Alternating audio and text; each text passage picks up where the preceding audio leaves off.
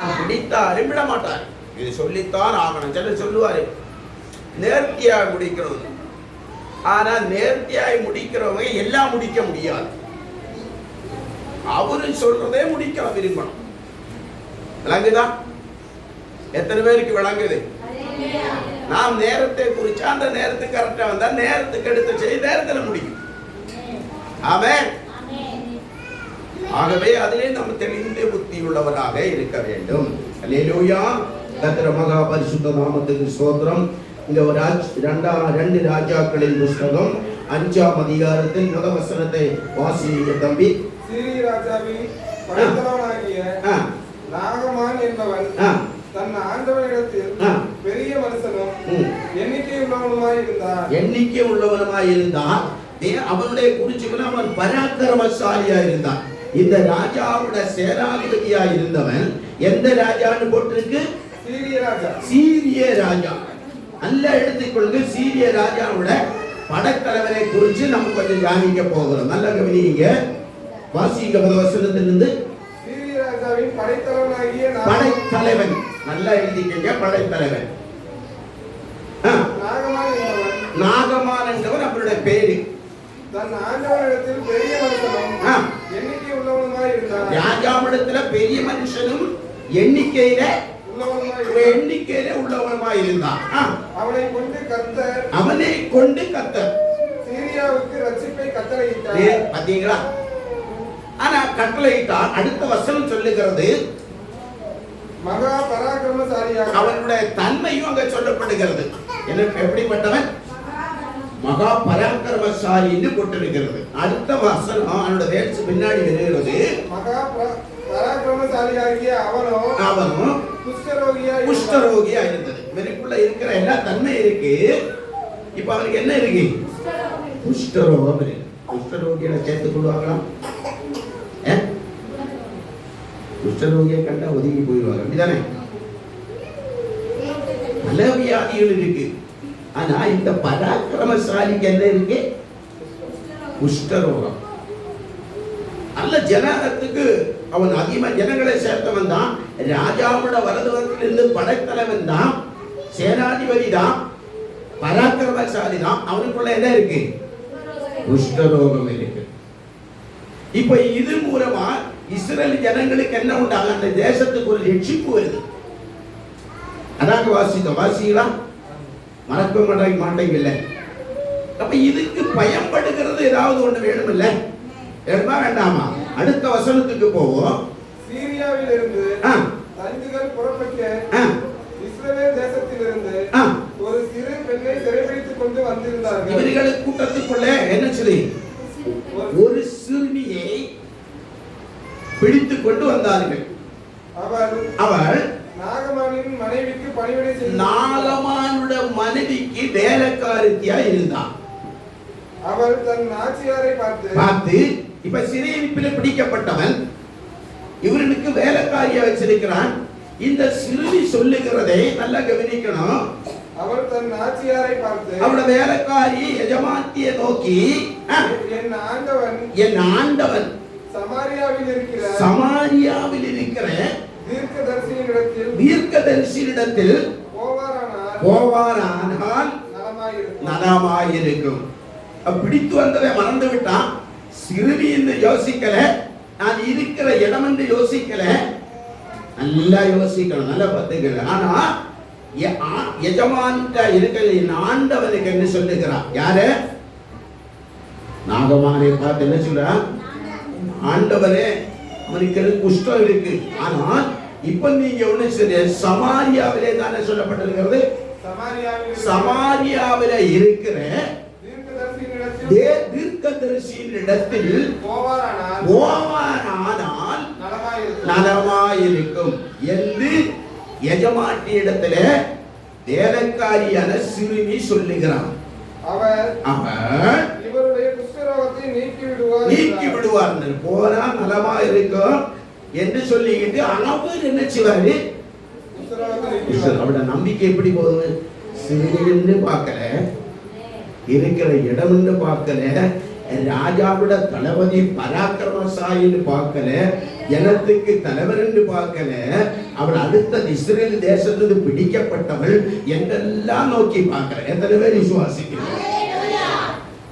நம்ம அப்படித்தானே சில சூழ்நிலைகள் ஆளுந்தரம் பார்த்து, அப்படிதானே ஆளுந்தரம் பார்த்து, சூழ்நிலை பார்த்து, அவர் எப்படிப்பட்ட ஆளுன்னு பார்த்து இவர் ரட்சிக்கப்படுவாரா, நம்ம சொன்னதை செய்வாரா என்றெல்லாம் என்ன செய்து இந்த சிறுமி பார்க்கவே இல்லை.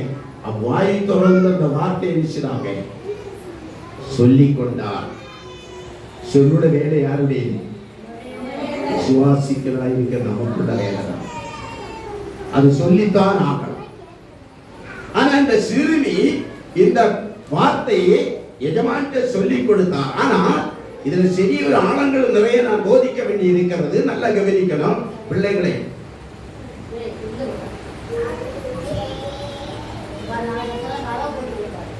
ஆகவே நல்லா கவனிங்க. கர்த்தருடைய பரிசுத்த நாமத்துக்கு அடுத்த வசனத்துக்கு போவோம். அப்பொழுது அவன் போய் இஸ்ரவேல் தேசத்து பெண் இன்ன பிரகாரமாய் சொல்லுகிறாள். இஸ்ரவேல் தேசத்துக்கு பெண். இப்ப யார் பாரு எப்படி பதிலிக்கிறா பாத்தீங்களா? இஸ்ரவேல் தேசத்து பெண். நீங்க இஸ்ரவேல் தேசத்து பெண்ணுங்களா? சில நேரங்களில் நான் எந்த தேசத்து பெண்ணுன்னு கூட நமக்கு தெரியாம போகும். நாம் இஸ்ரவேல் தேசத்து புருஷனா இருக்கிறீங்களா? நல்ல கவனிங்க. இஸ்ரவேல் தேசத்து பெண்ணு இன்ன பிரகாரமாகி சொல்லுகிறாய் என்று ஆண்டவனிடத்தில் அறிவித்தார். எந்த ஆண்டவனிடத்தில் அறிவித்தார்?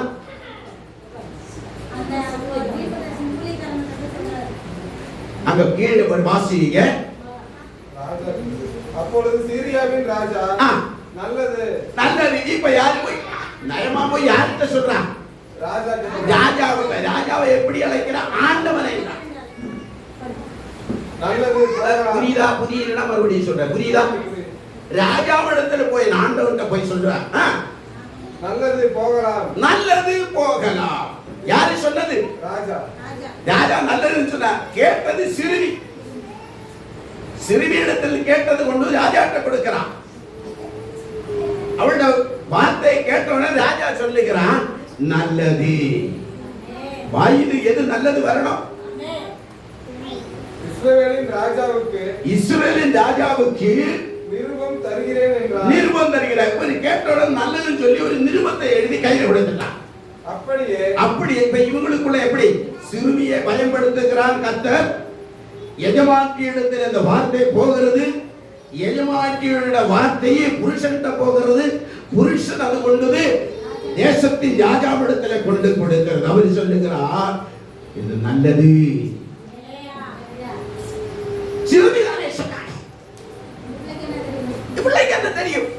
நான் சிறுமிதானே, நான் எளிமைதானே, நான் பிரிக்கப்பட்டவதானே, அடிமைப்பட்டவதானே, அடுத்த தேசத்துக்காரிதானே, வேலைக்காரிதானே. நம்மளில் சில பேர் அப்படித்தானே நினைக்கிறோம். அவர் சொன்னதே ராஜா எடுத்து கொண்டு போற. உடனே அவர் என்ன செய்ய, நேர அந்த ராஜ்யத்தை ஆணையை செய்ய ராஜாவிட்ட கொண்டு போய் பார்த்தா அவர் நல்லது தானே, நிருபத்தை எழுதி கொடுத்துட்டாங்க. அடுத்த வசனத்துக்கு போவோம். அப்படியே அவன் தன் கையிலே 10 தாலந்து வெள்ளியையும் 10 தாலந்து வெள்ளியும் 6000 சேக்கல் நிறை பொன்னையும் 10 மாற்று வஸ்திரங்களையும் எடுத்துக்கொண்டு போய் இஸ்ரவேலின் ராஜாவிடத்தில் அந்த நிருபத்தை கொடுத்தார். அப்போது இப்போ கேட்டவுடனே ராஜாவிட்ட அனுமதி வாங்கிட்டாங்க. ராஜாவும் நல்லது சொன்னாங்க. பிள்ளைகளை கொஞ்சம்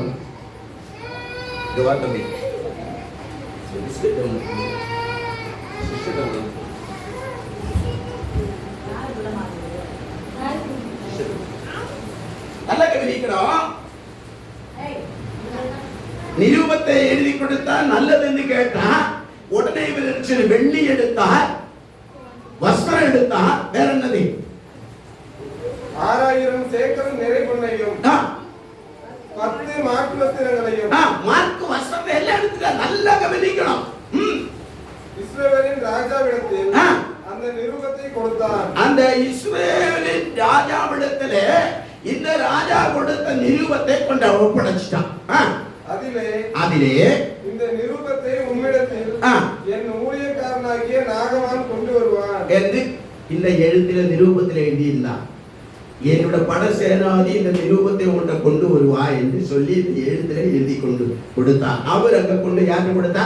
அடுத்த ராஜாட்ட கொடுத்துட்டான்.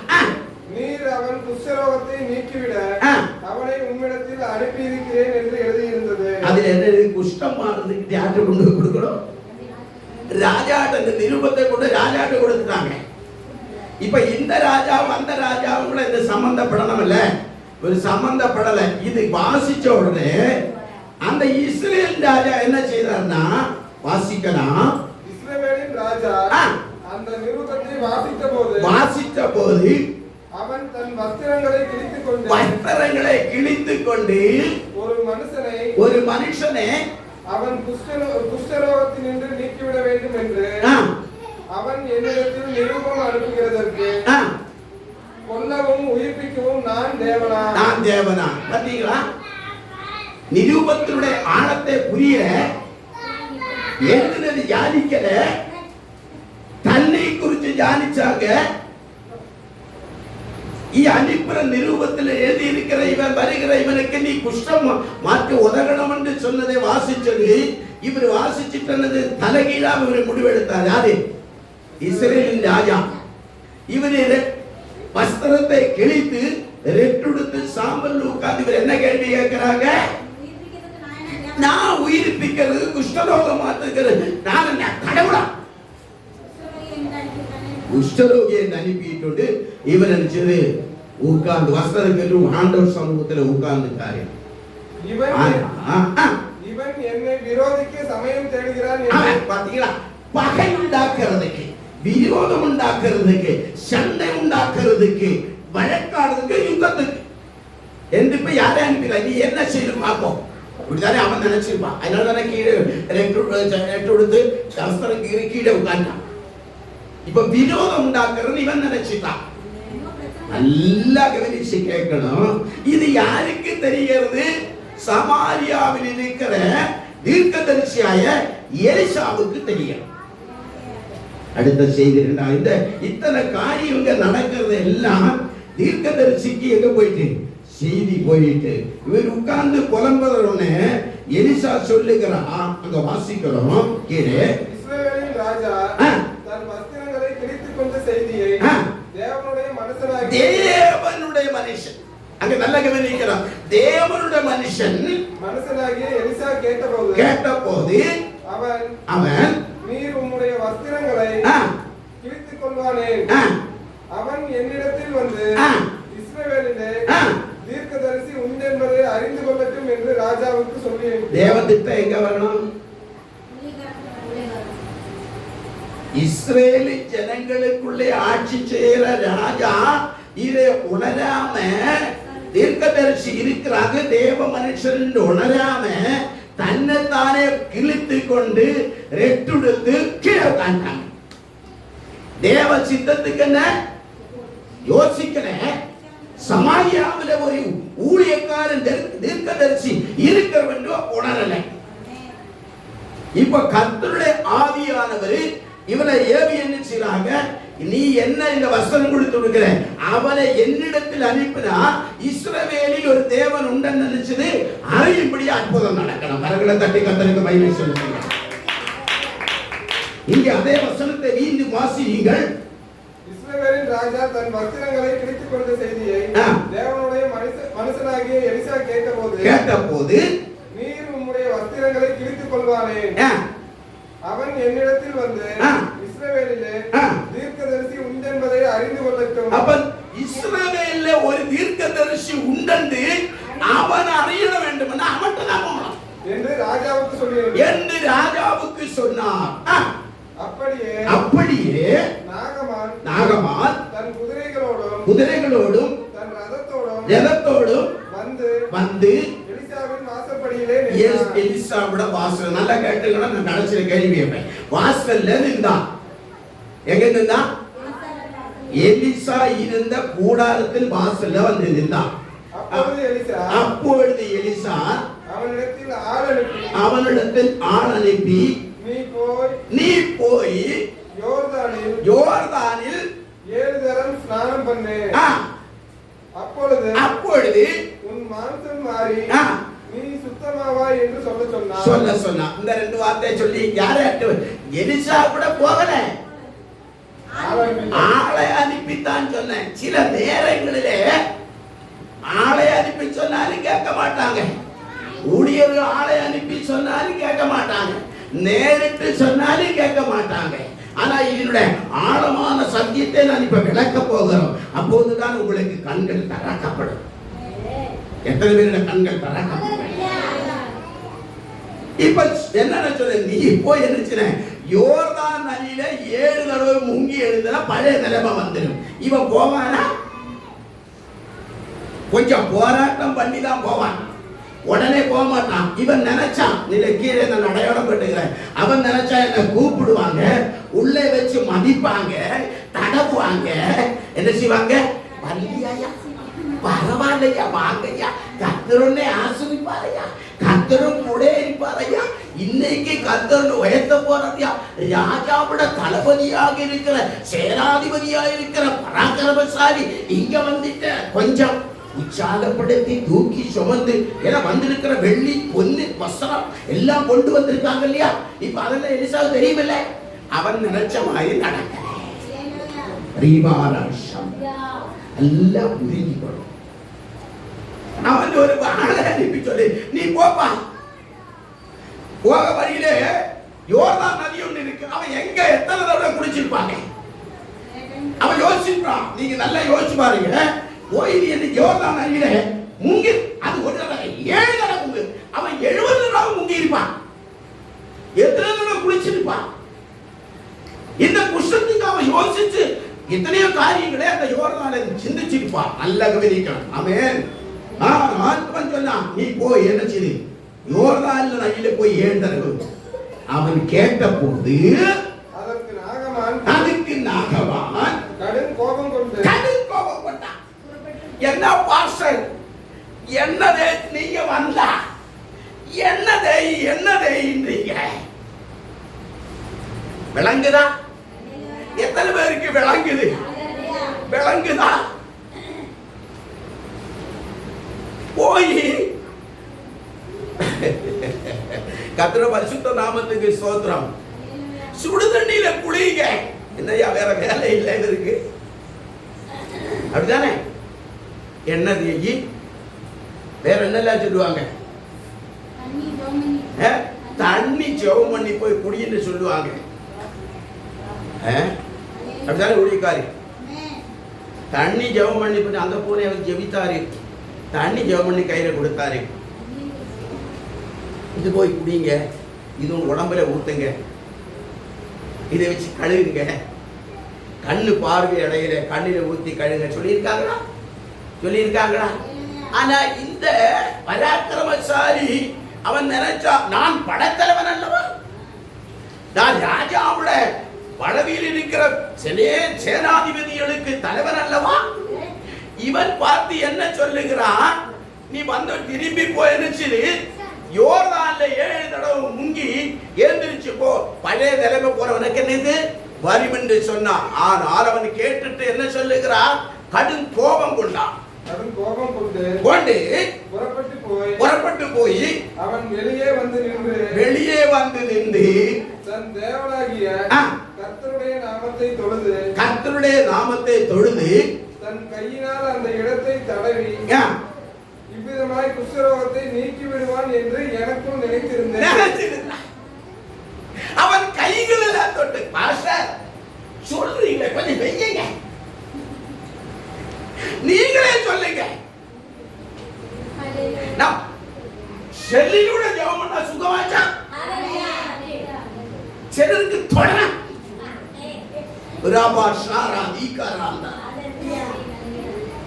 சிலருக்கு பார்க்கலாம். சந்தோஷமா இருக்கீங்களா? அவன் நினைச்சான், நிருபத்தெல்லாம் வாசிச்சு பார்த்து தடவி என்ன தடவி அவன் சுகமாக்கும் நினைச்சான். அவன் தனியா கட்ட தனி போய் யோசிச்சு பார்க்க. சந்தனா நல்லா யோசிச்சு பாருங்க. அவன் கோபம் கொண்டான். அவன் எதிர்பார்த்தது அங்க நடக்கல. அவன் நிருபத்தை வச்சு பார்த்துட்டு அவன் தடவி விசாரிப்பேன் நினைச்சது. அவன் நினைச்சது வேற, நடந்தது வேற. அவன் எடுத்த முடிவு வேற. ஆனால் வேதம் அடையாளம் காட்டுகிறது. வாசிக்கலாம். நான் ஸ்நானம் பண்ணி சுத்தமாகிறதற்கு இஸ்ரவேலின் தண்ணீர்கள் எல்லாவற்றை பார்க்கிறோம். தமஸ்குவின் நதிகளாகிய ஆப்னாவும் பர்பாரும் நல்லதல்லவோ என்று சொல்லி இந்த தண்ணியை பாருங்க, அந்த தண்ணி நல்லது. அவன் ஒரு ஸ்டேஜ் போட்டான். நீங்க ஊழியக்காரன் தீர்க்கதரிசி சொல்லது விட்டுட்டு என்ன அதல்ல, இந்த தண்ணி நல்லது இல்ல பாஷா.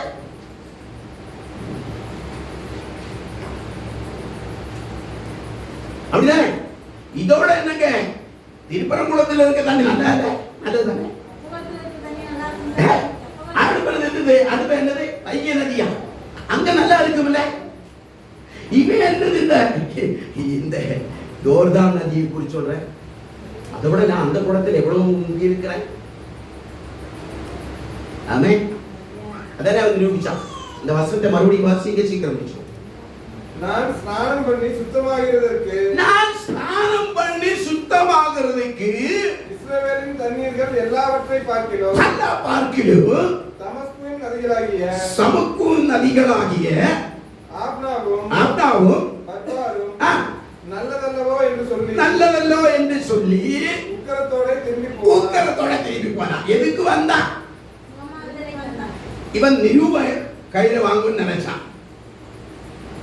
நம்மளை தடவுன்னு பார்த்தான். நம்மளை கொஞ்சம் நினைச்சான். ராஷாராதி புரியுதா? சந்தோஷமா இருக்கீங்களா?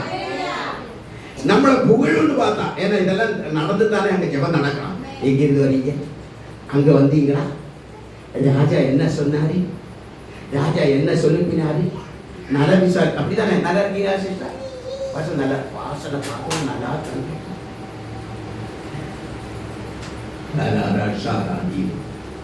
ஆனா விசாரிச்சு எல்லாம் எதிர்பார்த்தேன்.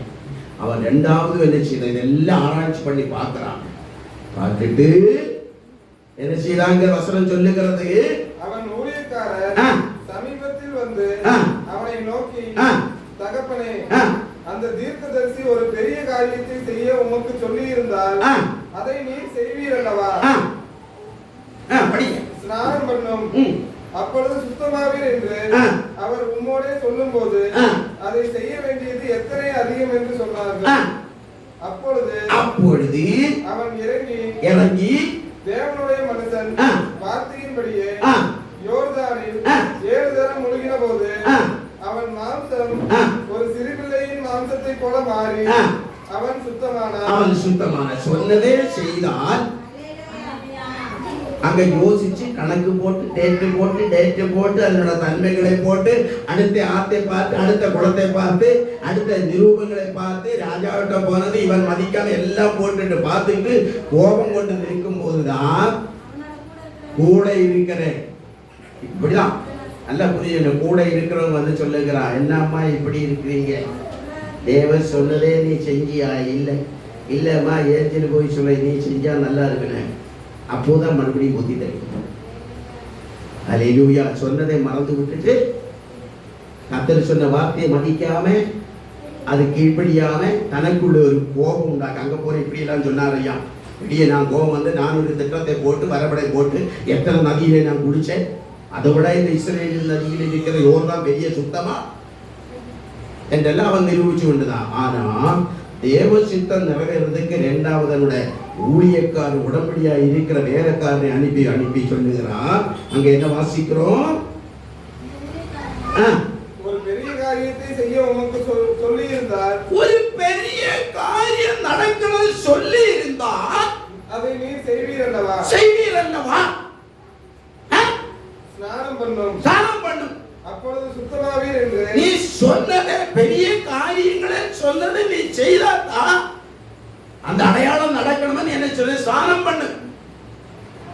அவன் இறங்கி போய் 7 தடவை முங்கி எழுந்து மேலே வந்தான்.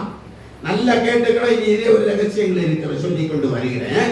இறங்கி அவன் 7 தடவை முழுங்கினான். அவன் எத்தனை தடவை சொன்னான்? 7 தடவை. இந்த 7 தடவை என்னத்தை காட்டுகிறது?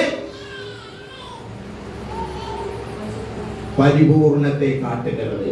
கரங்களை தட்டி காத்துட்டு நீ ஒரு தடவை முங்கிட்டு போன்னு சொல்லல, 7 தடவை நீ முங்கணும். முங்கிட்டு இருக்கும் போது 7 விதமான பாவம் அவனை விட்டு நீங்கிறது. அவன் வந்தது குஷ்டத்தை. அவனுக்கு இப்ப 7 தடவைன்னா அந்தரங்கம், வெளிதரங்கம், பதிரங்கம், பாவம், வியாதி அனைத்து 7ம் அவன் முங்கி எழுந்ததுமே அவன் பழைய மனுஷன் அல்ல, புது மனுஷனாக இப்ப அவன் முங்கி ஏறின பழைய நிலைமையானவன் அங்கிட்டு போறவன் திரும்பிட்டான். சொன்னதை கேட்டு முறுமுறுத்து கோபப்பட்டு பல திட்டங்களையும் போட்டு நதிகளையும் போட்டு தீர்மானம் போட்டுட்டு போயிட்டான். ஆனா நதிக்கரையில போக பின்னாடி ஒருத்தன் போச்சுற, உனக்கு ஒரு அற்புதம் நடக்கணும், சுகம் கிடைக்கணும், தீர்க்கதரிசி சொன்னதை நீ செய்தா சுகம் கிடைக்க இறங்கி ஸ்நானம் பண்ணு. எத்தனை தடவை வார்த்தை கேட்டாலும் சொன்னதை செய்தாதான் சுகம் வரும். எத்தனை பேர் நம்புறோம்? தேவன் சொன்னதை நாம் செய்யும் போது அந்த தண்ணிக்குள்ளே பவர் அடங்காது. எலிசாயோட வாய் வார்த்தையே நதியில் இருக்கிற தண்ணி அவன குஷ்டத்தை மாற்றுறது. அதுவரைக்கும் எத்தனையோ பேர் குளிச்சிருக்கிறார், சுகத்துக்காக குளிச்சிருக்கிறார். தேவன வார்த்தையின்படி போய் செய்யும் போது மாத்திரம்தான் அவனோட சுகத்தை அனுபவிக்கிறான். அதை கேட்டவன் திரும்பி முடிவெடுக்கிறான். வாசிங்க. அதற்கு அவன் அப்பொழுது அவன் தன் கூட்டத்தோடு எல்லாம் தேவனுடைய மனுஷனிடத்திற்கு திரும்ப வந்து அவனுக்கு முன்பாக நின்று இதோ இஸ்ரவேலில் இருக்கிற தேவனை தவிர பூமி எங்கும் வேறே தேவன் இல்லை என்பதை அறிந்தேன். இப்போது உமது அடியே கையில் ஒரு காணிக்கை வாங்கிக் கொள்ள வேண்டும். பாருங்களேன், இப்போ இந்த வேத வாக்கியங்களை தியானிக்க போகிறோம். ஆமே, இவனை கோபம் கொண்டா, இவனை மதிக்கல, இவனை என்ன செய்து கனம் பண்ணல, அவன் எதிர்பார்க்கிற தடவல் வரல, புகழ்ச்சி வரல. சொன்னது என்ன? 2 வார்த்தை, நீ ஒரு நாள் போய் முங்கிற அவனுக்கு சுகம் கிடைக்கும் போகான்னு சொன்னாரு. இப்ப அதை கோபப்பட்டு போனான். ஆனா கோபம் பட்டு ஆனாலும் அவன் யோசிச்சு இருக்கும் போது நம்மளும் அப்படித்தானே, வாடு சொன்னாலும் செய்ய முடியுமாப்பா? நம்ம கொஞ்சம் யோசிப்பாங்க, அப்படித்தானே? செய்யவா வேணாவா? கோபம் வரும், அப்படித்தானே வரும். ஆனா செஞ்சு பார்த்தாலும் அனுபவம் வராது. ஆனா யோசிச்சு எப்படியோ குருடம். இதுல இன்னொரு ரகசியம் இருக்கிறது, நல்லா கவனிச்சு பாருங்க. இவன் சுகம் பெறாத திரும்பி போனான். அந்த சிறுமியோட நிலைமை என்ன?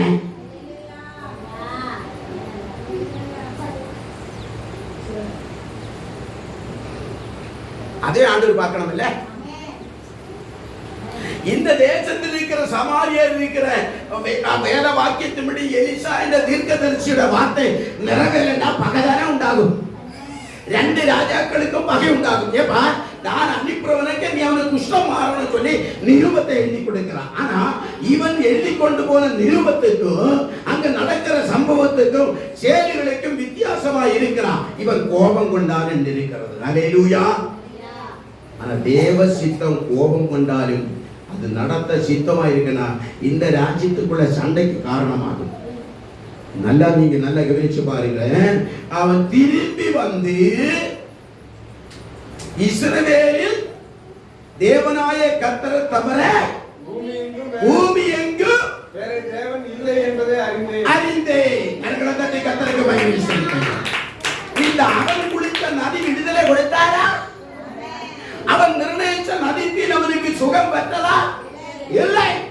அவனுக்கு போதகம் இல்லாத குடிச்சான். அவன் உபதேசம் பண்ணி அவன் முங்கினதில்லை. ஆனால் கர்த்தருடைய வேதத்தின்படி சொல்லுகிற வார்த்தைப்படி போகும்போது அந்த தண்ணீர கொள்கை சுகம் கொடுக்கிற வல்லமை அவர் வச்சிருந்தார். யாருக்கு?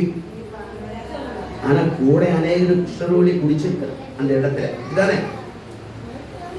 ஆனா கர்த்தருடைய வேதத்தின்படி கீழ்ப்படிஞ்சு செல்லும் போது அந்த ரோகம் அவரை விட்டு மாறும், பரிபூர்ணமானது. அதனால் 7 தடவை அல்லேலூயா திரும்பி வந்து இந்த அறிக்கையிட்டு அடியன் கொஞ்சம் காணிக்கை கொண்டு வந்திருக்கு வாங்கிக்கொள்ளலாம். வாங்குவாரா?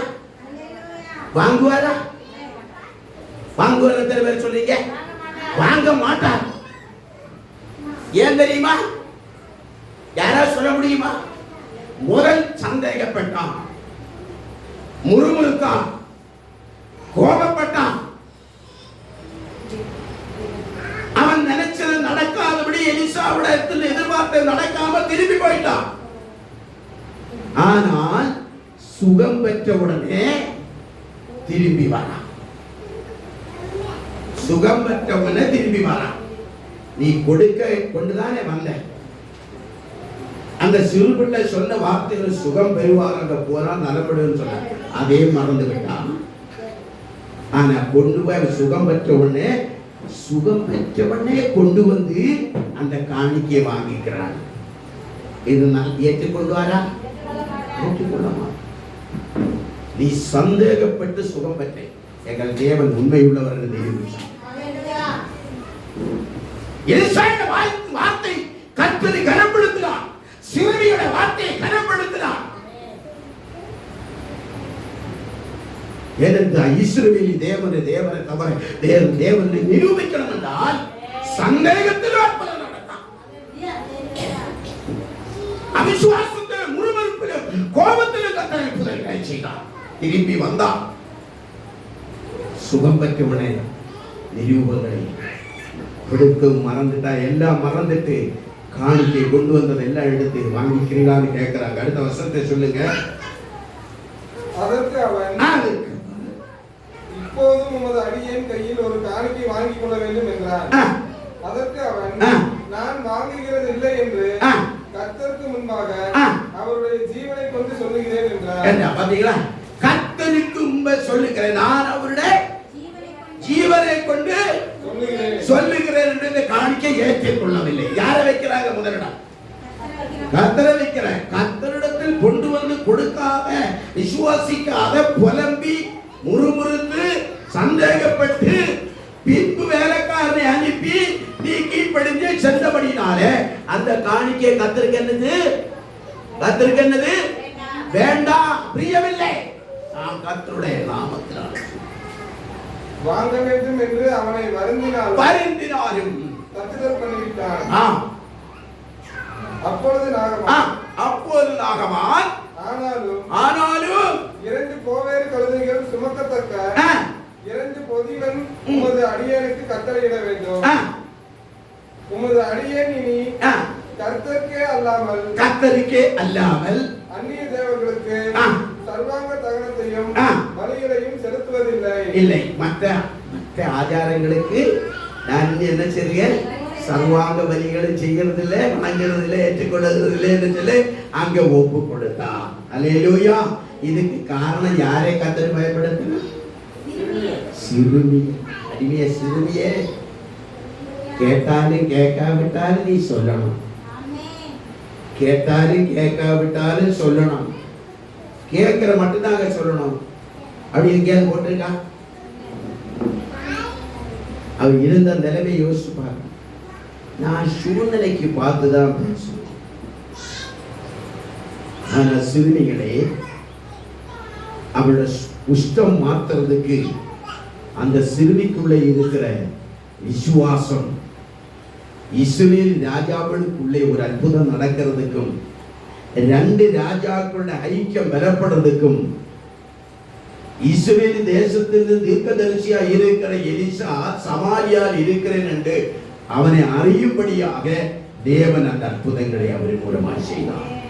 இந்த சமாரியாவில் இருக்கிற நீங்களும் நானும் இஸ்ரவேலின் தேவனாய கர்த்தரை தவிர வேறு கர்த்தர் இல்லைன்னு எத்தனை பேர் சொல்ல முடியும்?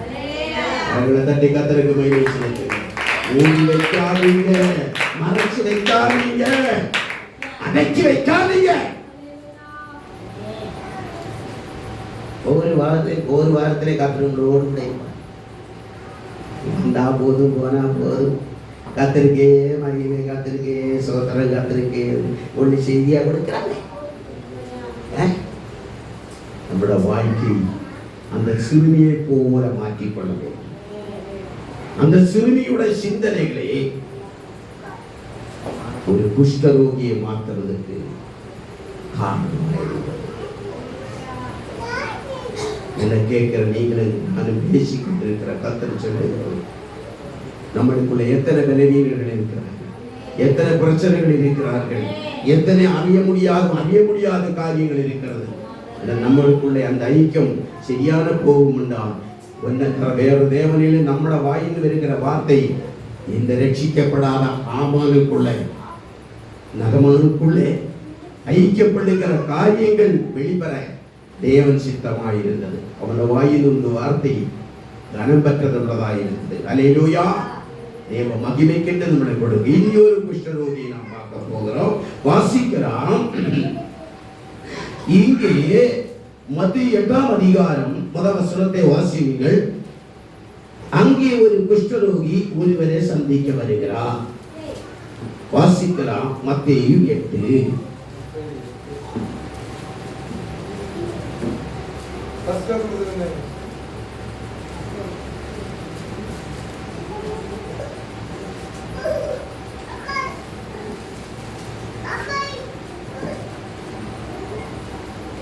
முதல் வசனத்தை வாசிங்க. அவர் மலையிலிருந்து இறங்கின போது இயேசு கிறிஸ்து மலையிலே ஜெபம் பண்ணி கொண்டிருந்தார். எலிசா எங்க ஜெபம் பண்ணி கொண்டிருந்தார்? சமாரியாவில் கூடாரத்தில்.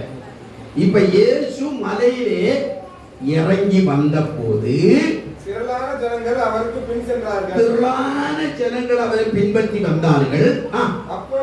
அப்பொழுது குஷ்டரோகி ஒருவன் வந்து அவரை பணிந்து ஆண்டவரை, திரளான ஜனங்கள் வந்தாங்க,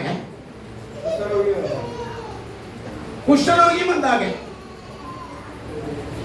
ஆனா இங்க சொல்ல திரளான ஜனங்கள் அவர்களை பணிந்தார்கள். ஆனா இங்க இவனை மாத்திரம் குறிக்கிறாங்க. அத வாசிங்க.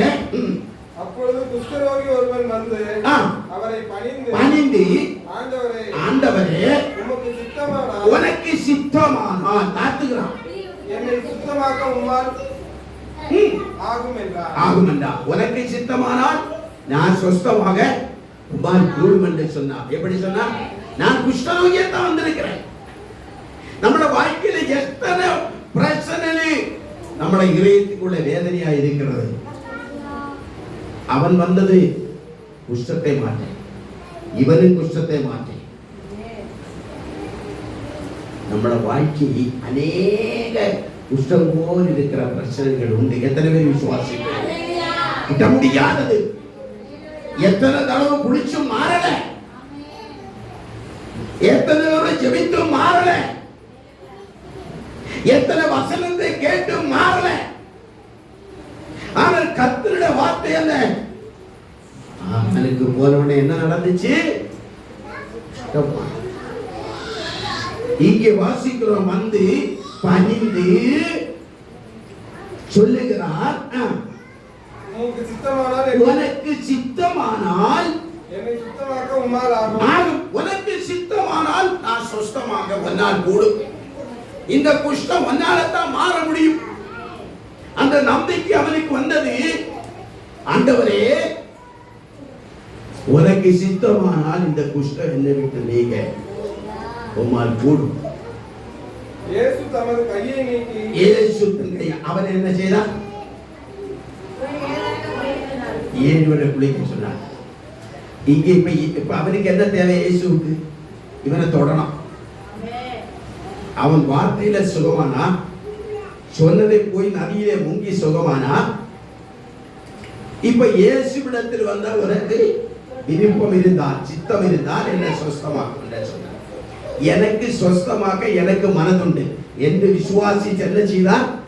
அவனை கையை நீட்டி அவனை தொட்டு சில இடங்களிலே தொடரும், சில இடங்களிலே வார்த்தை கொடுக்கணும். என்ன இன்னைக்கு பாசி தொடவே இல்லை. சொல்லிட்டு போயிட்டாரு. நீங்க போய் அதை செஞ்சுட்டு சொல்லிட்டாரு. கவனிங்க பிள்ளைகளை, கவனிங்க, என்ன கவனிங்க. இப்ப நான் என்ன சொன்னேன்? சிரிச்சவங்க சொல்லுங்க, அங்கிட்டு திரும்பினவங்க சொல்லுங்க.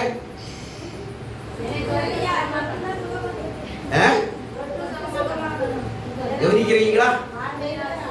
அங்க வார்த்தையில சுகமாக்கணும். இயேசு இடத்துல வந்தவனுக்கு இவர் என்ன செய்தார்? தொட்டு சுகமாக்கினார். அவனை தொட்டு எனக்கு சித்தம் உண்டு, எனக்கு சித்தம் உண்டு, சுத்தமாக என்றார். உடனே குஷ்டரோகம் மாறிவிட்டு.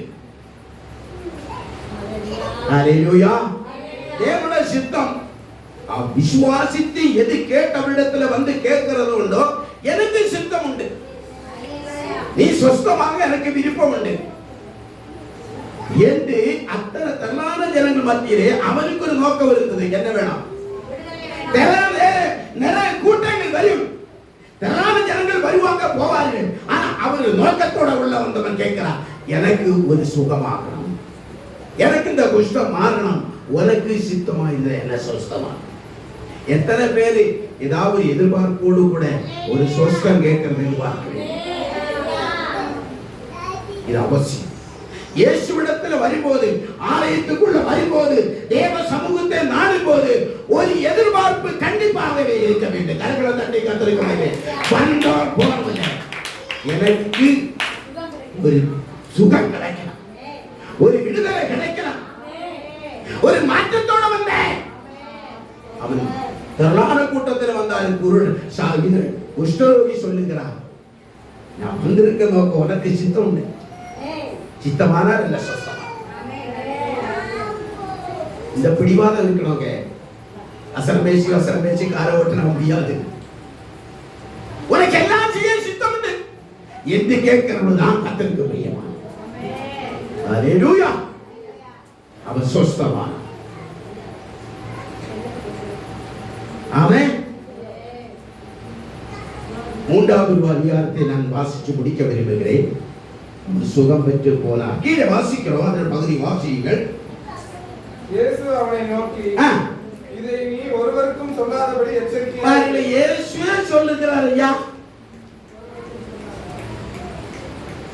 என்னதுக்கு ஒருவருக்கும் சொல்லாத இவன்கிட்ட சொல்லுகிறா, நீ குஷ்டத்தில் சுகமானது. அவனை சுகமாக்கி விட்டுட்டு இயேசு அவனை பார்த்து, நீ யார்கிட்ட சொல்லாத. நமக்கு அப்படிதான் இருக்கு. இப்படி ஒரு வார்த்தை இருக்குல்ல பாஸ்டர், அப்படிதானே? இது பிடிப்பா இல்லாதமா? இப்படிதானே? உண்மை சொல்லுங்க. இயேசு சொல்லிருக்காரு பாஸ்டர், நீங்க வேற அப்படின்னாரு. ஆகிலும் அவர்களுக்கு சாட்சியாக நீ போய் ஆசாரியனுக்கு உன்னை காண்பித்து மோசே கட்டளையிட்ட காணிக்கையை செலுத்து என்றார். நீ யார்கிட்ட போய் சொல்லாத என்று சொல்லிக்கிட்டு நீ எங்க போகணும்? ஆசாரிட்ட போனோம். ஏன் ஆசாரிட்ட போனோம்? கை கொள்ள விருப்பம் இல்லாத சத்ருவாயி தேவனுடைய வசனத்தை விரட்டுகிறவன், அற்புதங்களை செய்ய விடாம ஜனங்களை விடுவிக்காது இருக்கிற கட்டுகளை அவர்கள் உண்டாக்கி வச்சிருக்கிறவனுக்கு நீ யார்கிட்ட போய் சொல்ல? என்ன செய்ய? நீ போய் என்ன செய்ய? ஆசாரி இடத்துல போ, அவனை பிடி. இப்ப ராஜாவோட தளபதியா இருக்கிறவனுக்கு அவன் திரளான ஜனங்களுக்கு சாட்சியா வருவான், வருமல்ல? நீ போய் என்ன செய்யணுமா? ஆசாரி இடத்துல போய் தேவன் செய்த நன்மை சொல்லியாண்டா. வாசிக்கலாம். இயேசு கப்பர்நகூமில் பிரவேசித்த போது 100க்கு அதிபதி ஒருவன் அவரிடத்தில் வந்து, இப்ப அதுக்கு முன்னே சொல்ல, நீ என்ன சொல்லிட்டு மோசே கட்டளையிட்ட காணிக்கைகளை செலுத்து என்றார். காணிக்கை செலுத்தணுமா வேண்டாமா?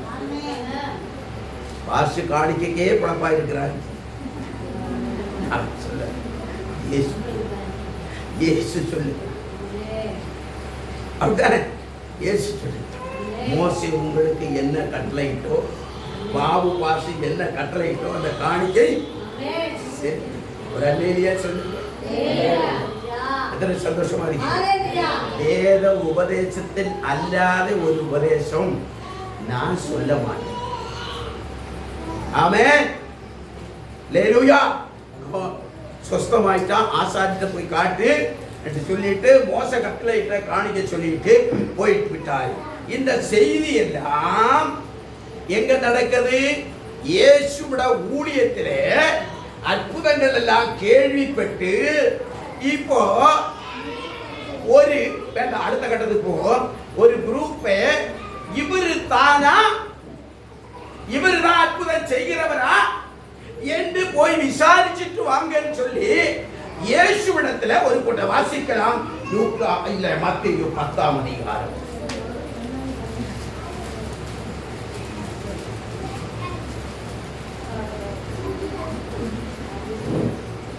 அப்பொழுது 10. அப்பொழுது அவர் தம்முடைய 12 சீசர்களையும்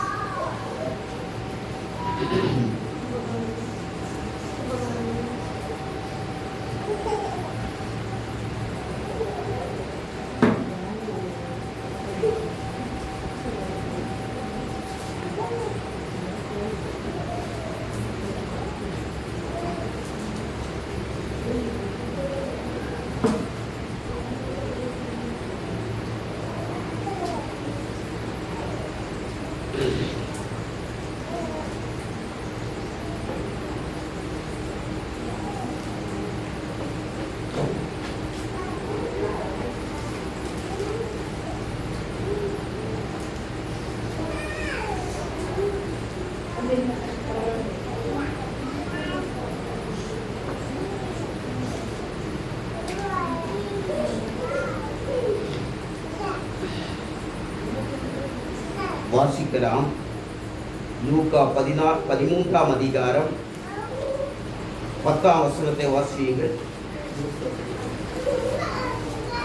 லூக்கா 10, லூக்கா 13:10. 13:10. ஓய்வு நாளிலே அவர் ஜெப ஆலயத்தில் போதகம் பண்ணி கொண்டிருந்தார். அப்பொழுது 18 வருஷமாய் பலவீனப்படுத்தும் ஆவியை கொண்ட ஒரு ஸ்திரீ அங்கே இருந்தார். அவள் எவ்வளவும் நிமிரக்கூடாத கூனியாய் இருந்தார். இயேசு அவளை கண்டு தம்மிடத்தில் அழைத்து, இப்ப 3 காரியம். 1, இயேசுவிடத்தில் வந்தார்கள், குஷ்டரோகி சொஸ்தமானார். இயேசுவிட தேவனாய கர்த்தருடைய ஊழியம் செய்கிற தீர்க்கதரிசியத்தில் குஷ்டரோகியாயிருக்கிற பராக்கிரமசாலி நயமான் வந்தான், சுகம் பெற்று போனார். இது 2 பேர் எங்க போனாங்க? தேடி போனாங்க. ஆமென்.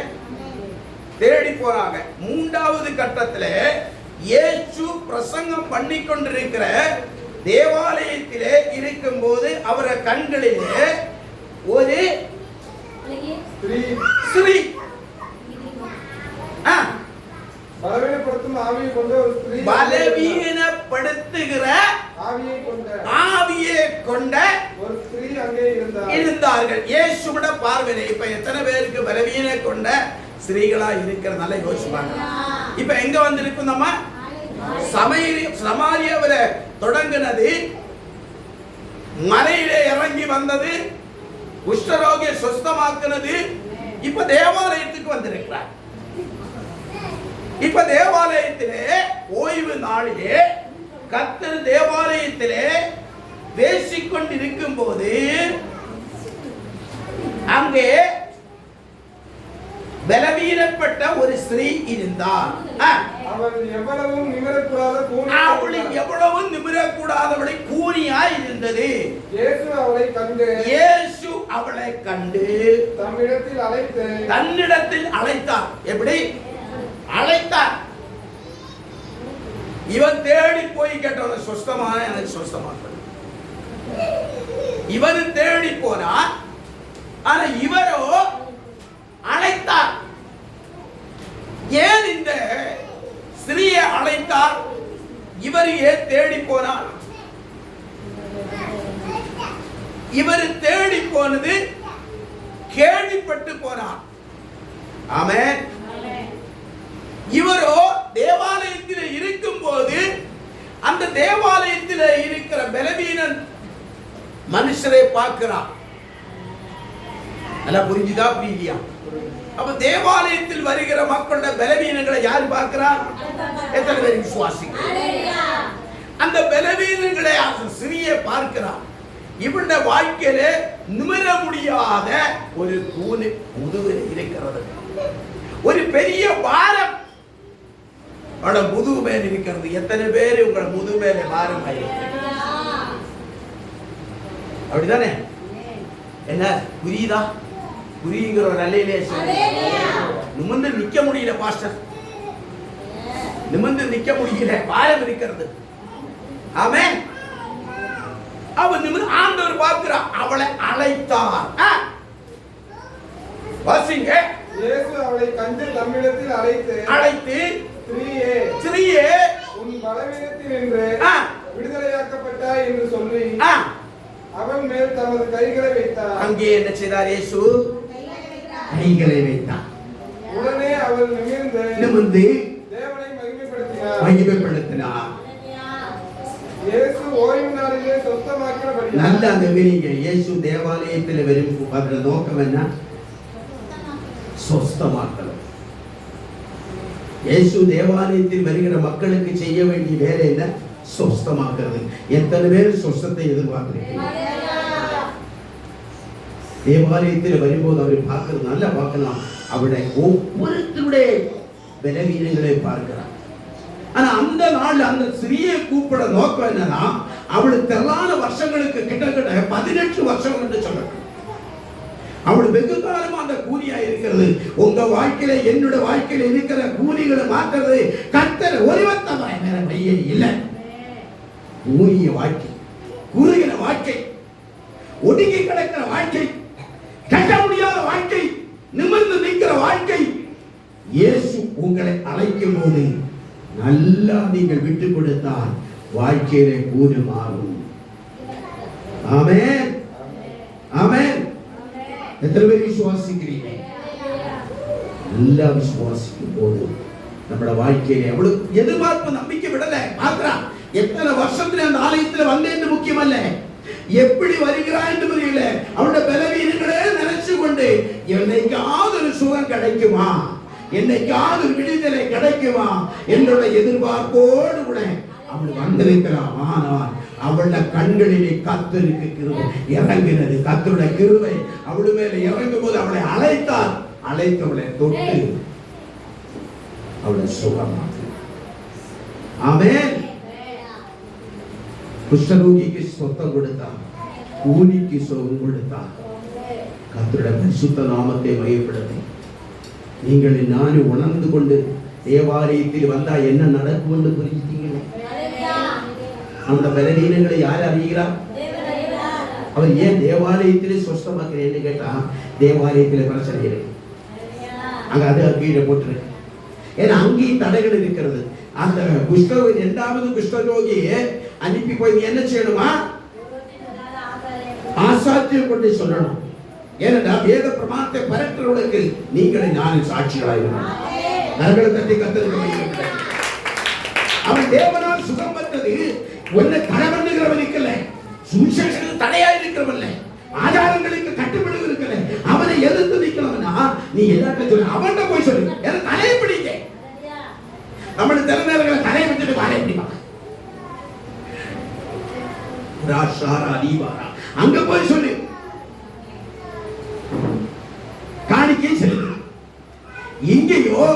அவனோட மனவேதனை அறிகிற இந்த கூறு எனக்கு என்ன எத்தனையோ காலங்கள் வந்திருக்கிறாங்க. என்ன அற்புதம் செய்ய விட மாட்டானே, என்னை வசைக்கு பிடிக்க போகிறேன், அற்புதம் செய்ய விட மாட்டான். இயேசு ஓய்வு நாளிலே சொஸ்தமாக்கினபடியால் ஜெபாலய தலைவன் கோபமடைந்து அங்க ஒரு தலைமை இருப்பான். எங்க இந்த ஆலயத்தை இப்படிதான் பிரேயர் நடக்கணும், இப்படிதான் ஆராதனை நடக்கணும், இப்படிதான் ஜெபம் நடக்கணும். ஞாயிற்றுக்கிழமை உனக்கு வேற வேலை இல்லை, நீ அற்புதம் செய்யக்கூடாது, அதுக்கு மற்ற நாள் இருக்கு. மற்ற நாள் அற்புதம் செய்கிறேன்னு நாள் எங்கேயாவது ஆண்டவர் வச்சிருக்கிறாரா? வேற்று எங்கேயாவது இருக்கா?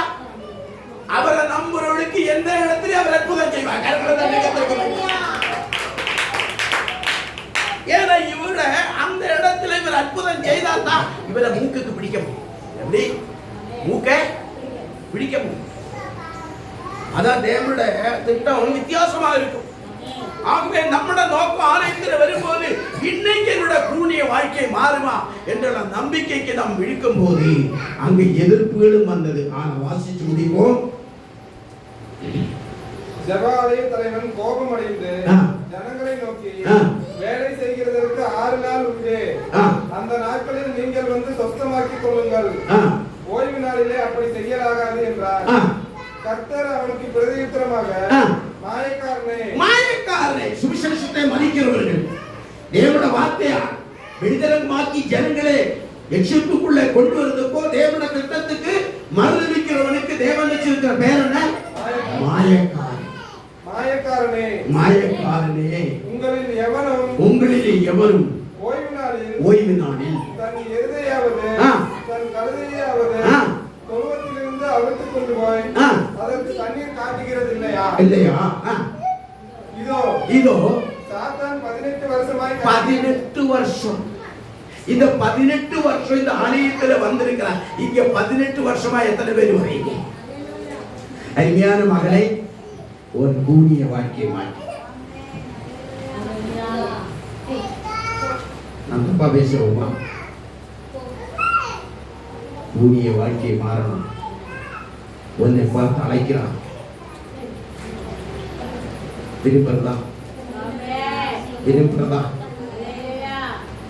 ஆனா ஆண்டவர் கணக்கு கொடுங்க. 18 வருஷம் உங்களால இவ்வளவு அற்புதம் செய்ய முடியல. காரணம் என்ன? ஆலயத்தின் தலைவருடைய உபதேசம் கட்டில் இருந்தது. என்ன கட்டில் இருந்தது? அவர்களை விடுவிக்க முடியாது பதவி கட்டில் இருந்தது, பெருமை கட்டில் இருந்தது, ஆணவ கட்டில், அதிகார சட்டம் இருந்தது. எனங்களை விடுதலையாக முடியல. வச்சிருக்கிற கர்த்தருடைய ஓய்வு நாளிலே நீ அற்புதம் செய்யக்கூடாதுன்னா, ஆனா அங்கதான் அற்புதம் நடக்கும். எதுக்கு ஆலயத்தில் வருகிறது? எதுக்கு ஆலயத்தில் வருகிறது? உங்களை என்னை கேட்கிற ஆண்டு நீ ஆலயத்தில் எதுக்கு வருகிறது? அவரை பார்க்கிற வா மகளே, நான் உன்னை விடுதலை ஆக்கிறேன். எத்தனை பேருக்கு தொடப்படுகிறது? அத்தனை பரிசுத்த நாமத்தில் ஆலயத்தில் வரும்போது எனக்கு என்னை கேட்டு மாறுமாண்டவர், என்னோட கலங்கட்டு மாறுமாண்டவர், என்னோட சிறுசிறுப்பு மாறுமாண்டவர். அந்த பூனியுடைய இதயத்தை காத்திரி பார்க்கிறார். ஆனா மனுஷருடைய அதிகார சட்டங்கள் எல்லாம் தேவ சித்தத்துக்கு மாறாக மாறிவிட்டது. நீங்களும் நானும் ஒரு விடுதலை கிடைக்கும் கொண்டு வருவோம். அந்த உலகமோ சட்டமோ நம்மளை எதிர்க்கும். அதுதான் இன்னைக்கு உலகம். ஆகவே கேட்டுக்கொண்டிருக்கிற அருமையான தேவ பிள்ளையே, உன்னோட வாழ்க்கை என்னோட பூனான வாழ்க்கை எப்படியெல்லாம் நீங்கள் நினைக்கலாம். எத்தனை வகையில நிமிர்ந்து நிற்காத கூன் இருக்கிறதோ என் இயேசு ஒரு நாளில் அழைப்பார். இன்னைக்கு அழைப்பார்.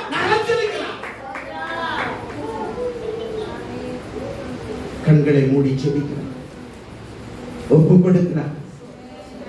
குறித்த வேடத்தில் முடிச்சிருக்கிறோம். 11:10 நான் முடிச்சிருக்கேன். கண்களை மூடி, ஆண்டவரே, என்னுடைய இதயத்திலே அநேக கூலிகள் இருக்கிறது, அது என் முதுகிலே பாரமாக இருக்கிறது, நிற்க முடியல ஆண்டவர். சிறு பிள்ளைகளே, அவட குஷ்டம் மாறுறதுக்கு சிறுமியை பயப்படுத்துறது போல, வாங்கம்மா நம்மட கடன் மாறுமா, வாங்கம்மா நம்ம கஷ்டம் மாறுமா. சிறு பிள்ளைகளே, வருஷத்தின் முடிவு நாட்கள் நெருங்கி இருக்கிறது, பரீட்சை காலங்கள் நெருங்கி இருக்கிறது, அநேகர் எதிர்பார்த்து கொண்டிருக்கிற காரியங்கள், டெஸ்ட் நாட்கள் வருகிறது, பரீட்சை காலங்கள் வருகிறது. நான் கூலிக்கிழங்கு 10 மாசம் படிச்ச படிப்புக்கு முதல்ல கிடைக்குமா என்று தாகத்தோடு படிக்கிறவனுக்கு சொல்லுகிறேன். என் கூலிக்குரிய நான் எழும்பி நின்று நான் பரீட்சை எழுதலாம், நான் தேவன மகிமை வெளிப்படலாம். ஒரு குருட்டு கூறு வேண்டாம்.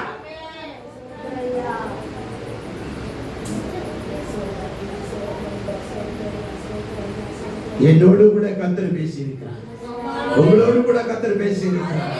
கரங்களை தட்டி கர்த்தருக்கு நன்றி சொல்லுங்கள். என் கூறிய வாழ்க்கை மாற்றினது, என்னை அழைத்தவரை பார்க்கிறார். அவனோட நம்பிக்கை வீண் போகலை. 18 வருஷம் வேதத்திலே இந்த இடத்துல வரும்போது நான் மக்களுக்கு சொல்லுகிறது, நான் என்ன பூசி ஜெபிப்பேன், சுகம் கிடைக்கும். நீங்க தண்ணியில குடிங்க, சுகம் கிடைக்கும். தண்ணி ஜெபம் பண்ணித்தார முகத்தில் கழுவிலே சுகம் கிடைக்கும். ஒரு கண் பார்வை கிடைக்கும். உன் கரை வச்சு நான் ஜெபிக்கிற சுகம் கிடைக்கும்.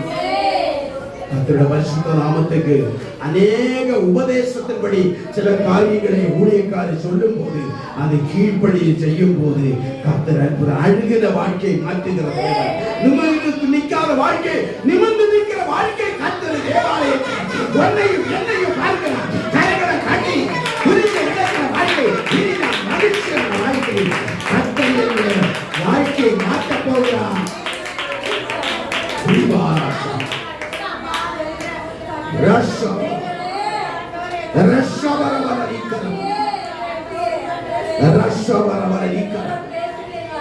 Haleluya.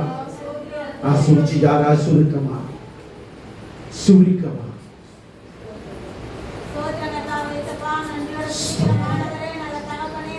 Jesus.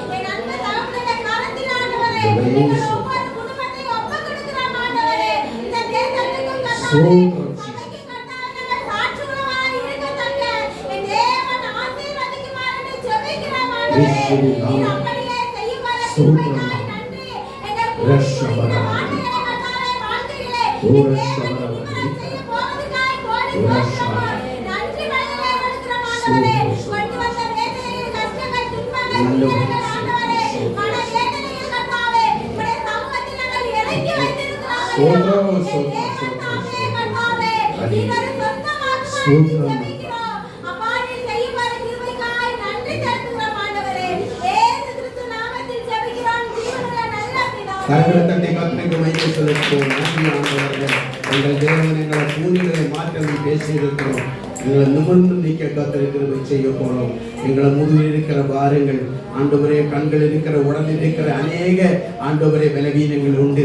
அது எங்களுக்கு ஆண்டவரே கழுவி சுத்திகரிக்க நீர் எங்களோடு கூட பேசியிருக்கிறோம். நீங்க பேசும்போது நாங்கள் கீழ்ப்படிந்து கழுவி சுத்திகரிக்கிறதுக்கு ஏற்றபடி எங்களை மாற்றிக்கொள்ள கிருபை செய்யும். இது வந்திருக்கிற ஒவ்வொரு மக்களையும் கர்த்தாவை ஆசீர்வதிக்க வேண்டும், பலப்படுத்த வேண்டும். கூறிக்குரிய வாழ்க்கை அல்ல, நிமிர்ந்து நிற்கிற வாழ்க்கை. அவளோட வாழ்க்கையிலே கர்த்தர் பேசியிருக்கிற அழைத்து தொட்டு சுகமாக்குற தேவன் ஆலயத்திலே உலாவிக் கொண்டிருக்கிறது கேட்ட யாவருக்கும் பேசின ஒவ்வொருத்தருடைய நாமத்துக்கு மகிமையாக ஆண்டவர் பேசின ஒவ்வொரு வார்த்தைகளும் அவளுக்கு ஆறுதலும் சமாதானமும் ஆண்டவரை ஆசீர்வாதம் இருக்க இந்த நாளில் வந்திருக்கிற ஒவ்வொரு இல்லத்தரசிகளையும் வாரிய பிள்ளைகளை குடும்பங்களையும் ஆண்டவரே சபையிலே கொடுக்கப்பட்டிருக்கிற ஒவ்வொரு சிறு பிள்ளையும் மேற்கொண்டு வாரிய பிள்ளைகளும் கர்த்தாவே புனிஞ்சிருக்கிற வாழ்க்கை அல்ல நிமிர்ந்திருக்கிற வாழ்க்கை தேவாலயத்தில் வரும்போது ஆண்டவரை விட பலவீனங்களை அறிந்து நீ பேசி கொண்டு வருகிறோம். அவ்விதமாய் ஒவ்வொருத்தரையும் விட பலவீனங்களை மாற்றி கர்த்தர் பலப்படுத்த வேண்டும் என்று செபித்து இந்த நாளில் இந்த ஆராதனை முடிக்கிறோம்.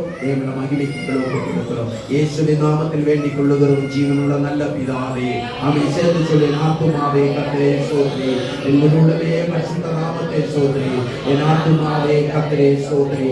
கர்த்தர் சகல உபகாரமும் மறவாதே. ஆமென். நம்முடைய கர்த்தராகிய இயேசு கிறிஸ்துவுக்கு பிதாவாய தேவன் அன்பும் பரிசுத்த ஆவியானவரின் சமாதானம் என்றென்றைக்கும் சபை மக்களோடு கூட நம்முடைய வருகை மட்டும் நீடித்திருப்பதாக. ஆமென். அல்லேலூயா. கர்த்தர் உங்களை யாவரையும்